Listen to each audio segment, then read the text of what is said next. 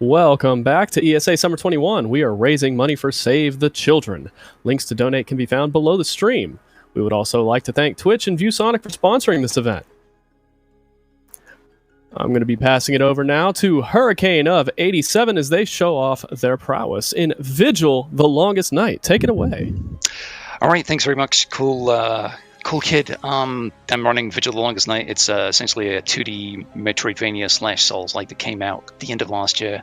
It got broken pretty quickly.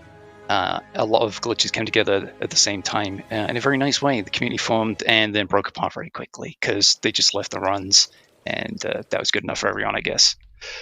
So the very first thing we do is open up the menu, because you can menu while talking to people, and we're going to unequip the sword and other things. But we're just going to skip that. So the idea is that we're a vigilant, I guess, or like a guardian of the world. Apparently we're trapped in eternal darkness, and yeah,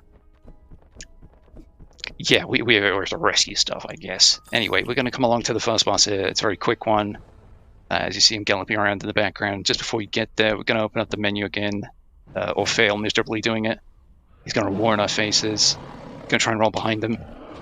Good. Going to go highlight the melee and then highlight the sword, and then we'll have a dumb damage immediately because we swapped out the melee damage with the sword damage. As you can see, numbers popping out of the boss. I'm doing 58 with these aerial kicks in the back. If we had the sword, we'd be doing something like 36 in the back. It doesn't really make sense until you realize that melees don't have a skill tree in this game, so you can just do heavies for free, whereas with weapons you'd need to spend like 2 or 3 skill points to activate your heavy attacks. So it's going to take the sword off again, because when you roll, you spend less stamina this way. Moving right and rolling, the infamous speedrunning tech. The Lantern Keeper isn't really explained. I assume she's a master of some kind. I was looking at the plot of this yesterday because I wasn't really certain about what the plot even was. The Steam plot synopsis is pretty awful, and I thought about, like, what do these characters even mean? And essentially the Lantern Keeper means nothing. She just pops up to hand you stuff and then leaves. So we picked up some daggers there and we jumped so he didn't have to read a note. We have to talk to these guys. It's a little mandatory. If we go to the transition on the right, we'll be forced back. We just roll through here, and we have to endure a cutscene. Essentially, mother's crying, daughter's gone, she's disappeared. Shock horror, she's become a gigantic monster. We'll have to go and slay her and free her. Except, you know, speedrun, we won't be doing that because we'll be skipping that. Inventory, we'll set this up whilst this guy's talking to us. As every button prompt, we're just, you know, skipping through his text at the same time. Because we beat the first boss, this guy at the top of the tower will have a weapon for us, but we had to speak to the guy at the bottom of the tower to get him to even appear, which was a little weird, but fine. Captain Carl's gonna twirl his mustache and give us a halberd, which is basically the axe, the high damage weapon of the game, the daggers being the fast rate of fire weapon of the game. And as you saw with the damage swapping glitch on the first boss, we'll essentially be doing axe damage, but with dagger speed. We come in here to the smithy. This is just to pick up the bow, because the second boss gives you a double jump, and we'll be skipping the second boss, so we'll need some alternative to a double jump to, you know, navigate massive spaces. Despite being like labeled as a Metroidvania, the abilities, you get dash, air dash, double jump, you can complete the game without them pretty much. It's more like unlocking shortcuts like in a Souls game. Right. So I open up my map just before the transition there. If you do it with the correct timing, comedy should occur. Oh yeah, there you go. We've just fallen through the map. This comes up a couple of times, and it results in pretty massive game breaks. But the more I think about this running in now, it seems almost like they were intended. Like, why did they have platforms there underground in the darkness, if not for the purpose of this? So we're just going to fall into the catacombs. Yeah, we skipped the second boss. Going to pick up an ocarina, and then we're going to use the ocarina by punching the floor. And this transports us to an alternate dimension? Yeah? So here you can either go left or right. Hold on, why have I got these on my hands? You can go left or right, but you can also drop through these spikes and take a shortcut to the boss. So we're going to equip the halberd. Going to make sure we have the daggers in our hand, and then swap the damage to the axe is as simple as just simply going down to the rope beneath and then going up to the axe and backing out. You just don't equip the axe. Right. We'll need to have better stamina regeneration here, so we're going to equip the cider. As you know, you drink cider by punching your shoulder. This is the Ancient God. This can be a very annoying boss. This is opening phase. Essentially, he's just going to spam projectiles at you, but once you get rid of his health bar, he'll go under the ground. He can be very annoying. He can immediately go back under the ground and go back into that opening phase. He has a weak point in the middle of all his circular scythe attacks, which is very convenient for us.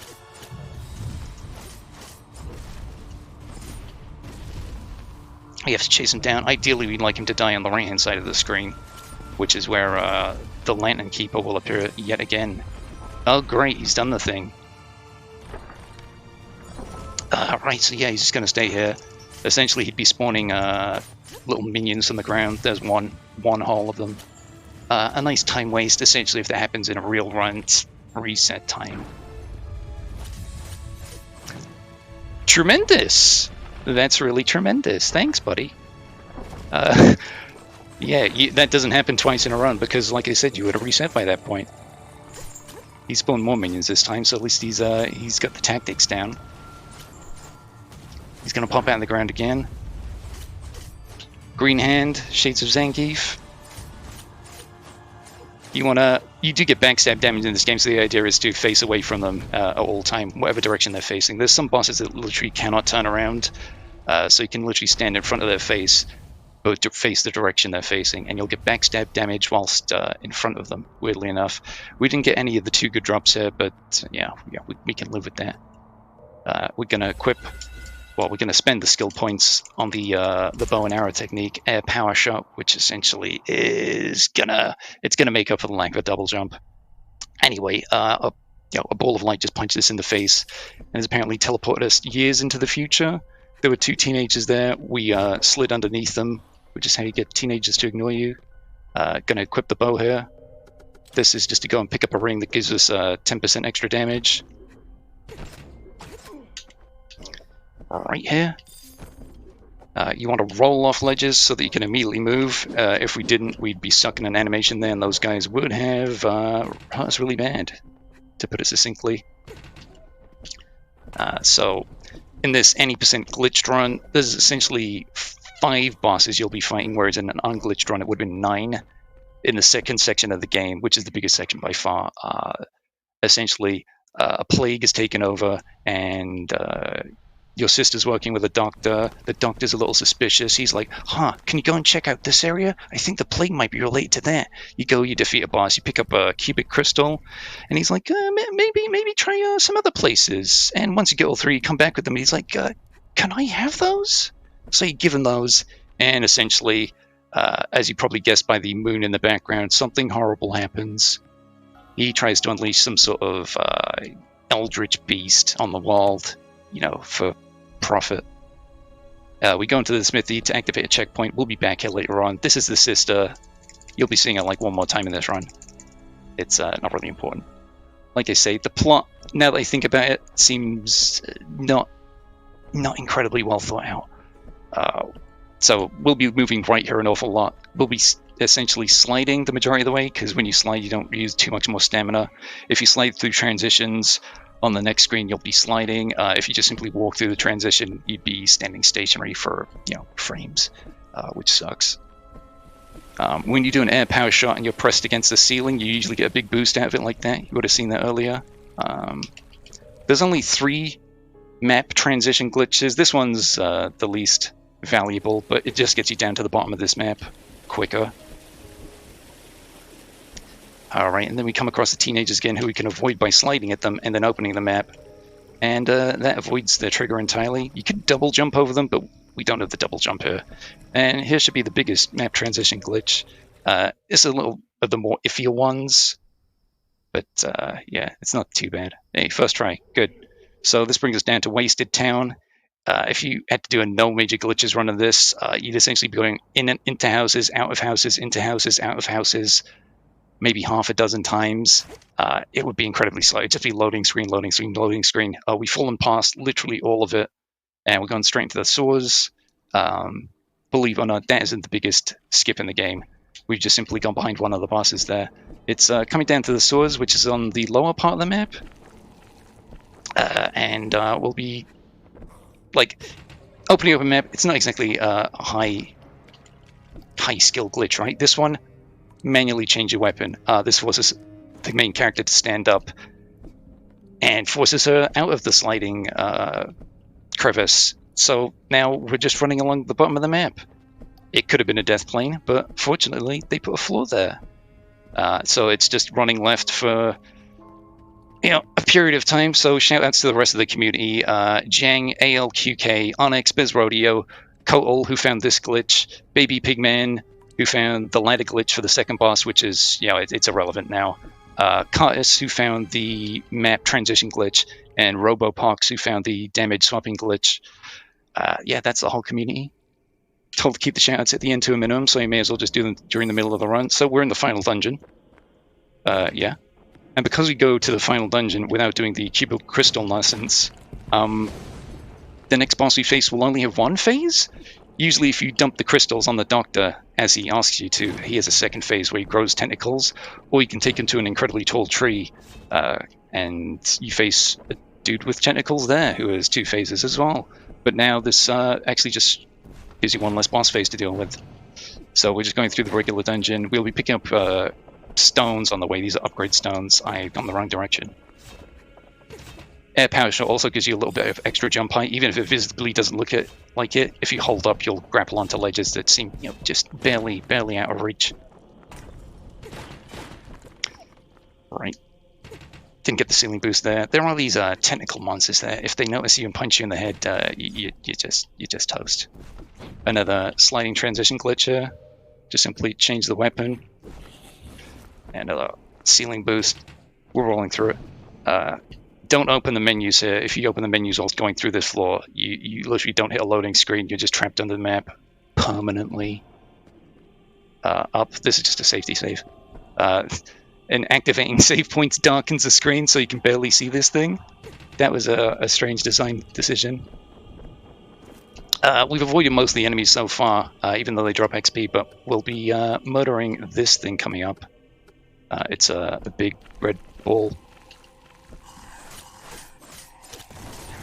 He drops 960, which is about 3.5 enemies worth.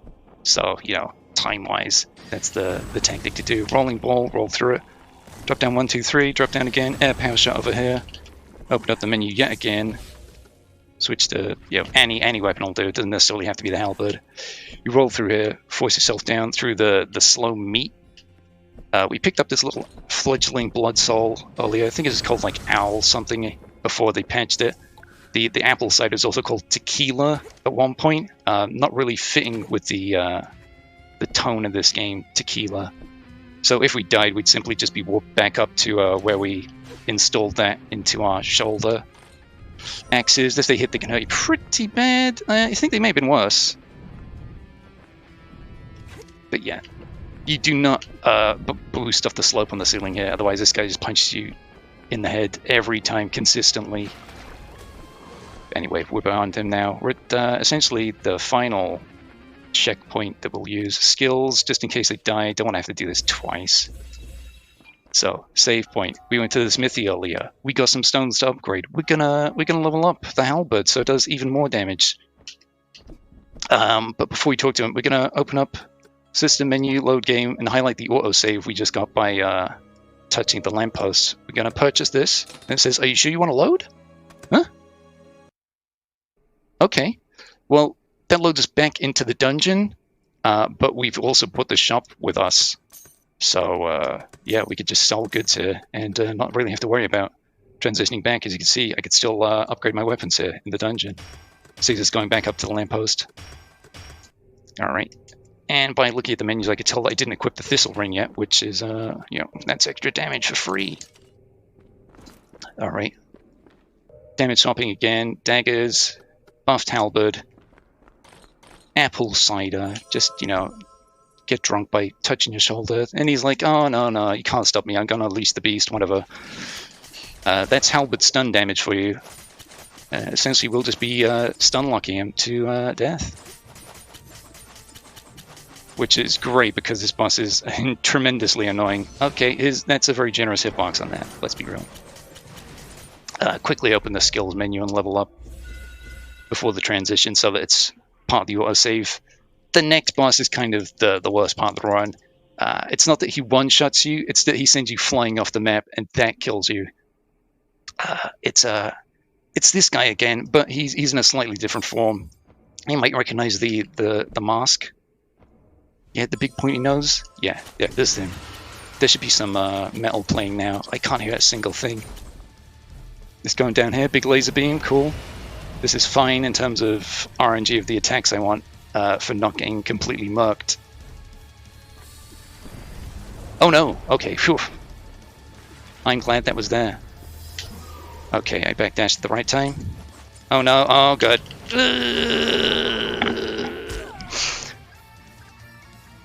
Right. Like I say, there's some unfortunate attacks. They hit you, you get sent flying. It happens. And like I say, I'm playing this without sound. But I wasn't too confident in practice with dodging these now. Oh well, you can still take half his life at the beginning. Hopefully if he lines up a little better sometimes. Maybe if you can give us a Starlight one again? No? Okay. Okay. That's fine, I guess. Maybe? Cope? Okay, cool. We hit his wing. Backstab damage, even though facing left and being right in front of him. Falling off down here. Rolling so he can move immediately. And this will take us to the final boss, where, fortunately, there's time to read donations, because there's a massive cutscene in front of it. So, go ahead. I'd just like to remind everyone that Save the Children is always ready and among the first organizations to deliver life-saving relief for children and their families, whether they're living in conflict zones or facing natural disasters. They partner with local organizers wherever possible to ensure their responses are locally driven, which allows them to build trust and gain access to hard-to-reach communities. Yep, keep going. This takes a while. All right. Well, maybe there might be some people in chat who are interested in a Bomberman Perler Bead sprite, which they can get, or they can be entered to win by having a cumulative total donations of $10 over the course of this marathon. So if you want to be entered for a chance to win that, just any cumulative amount up to $10 or more will enter you for a chance to win. That means it doesn't have to be $10 in one dono. It can be $5 here, $5 there, however you divide it up. As long as it's $10 by the end of the marathon, you can be entered to win. Okay. Yeah, this is where the lack of a double jump comes into play here. Air power shots are not really going to get you high enough. Fortunately, the grab range on ledges seems a little bit generous sometimes. This is a very fortunately placed platform. It is 2 health bars to the shock of absolutely no one. So we're just going to drop down here and wait for the stuff to replenish, maybe heal slightly. He gets a little bullet heli in the second phase. Well, at least he tries to. He's usually not living too long. And for the purpose of showing off the speedrun thing, gonna have to go over here. The bow's equipped. We're gonna kill him from a range because, oh god, not the beam, not the beam. That almost ended poorly. We're trying to kill him from a range so that we can leave immediately. We can't actually see him. Our regular bow shots don't really go that far before dropping. But yeah, if you go here, hit investigate, you don't go to the middle of the screen. You don't have to manually walk over time.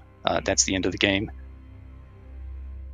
In terms of shoutouts, there's not much. I did them during the middle of the run. That was a Vigil community. Like I say, a nice confluence of people with their individual bugs and glitches coming together to create this. There's wacky stuff that you could do in New Game Plus and with other abilities, but the run's less than 14 minutes. Some stuff's just simply too far out of the way, and no one really runs New Game Plus because you don't start from a baseline, unfortunately. Yeah. Anything else? All right. A round of applause for an awesome run.